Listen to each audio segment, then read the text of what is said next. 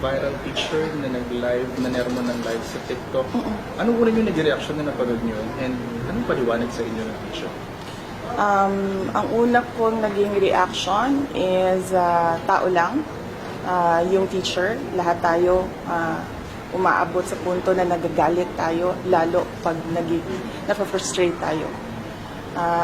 This is especially true sa mga teachers dahil ang mga teachers natin hindi lang isa na tao yung kausap nila. Ang isang klase ay merong from 25 to 45, sometimes 55 students.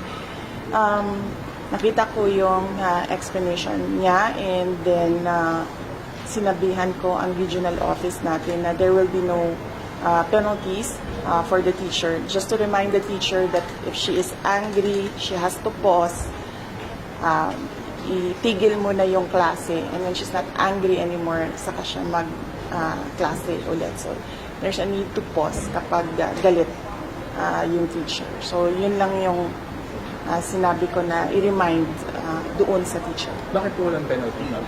Dahil sabi ko nga, tao lang tayo lahat tayo inaabutan ng galit. Ang dapat natin maintindihan ay kung anong gagawin natin kung tayo ay galit na. And that is why pinasabihan ko yung teacher, tumigil muna siya kapag galit na siya. Pag hindi na siya galit, saka siya magklase.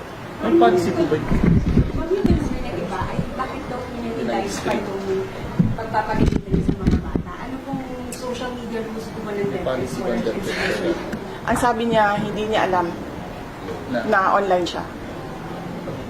Pero ang sabi daw, nakaharap sa kanya mismo yung camera. Yes, opo. Oo. Hindi niya alam na naka-online siya. Explain intervention sa mga bata na sila diyan yung ang gagawin ko. Explain lang na schedule na yan. Sabi hindi naman po lahat yun. Ay makukulit ang buong po. Yes, oo.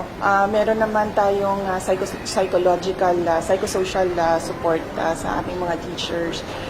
We have teachers that are trained for stress debriefing, lalo na sa ating disaster program. So, pwedeng itong gawin. Kung merong mang bata na nag-manifest na meron siyang anxiety or stress na naramdaman dahil sa nangyari.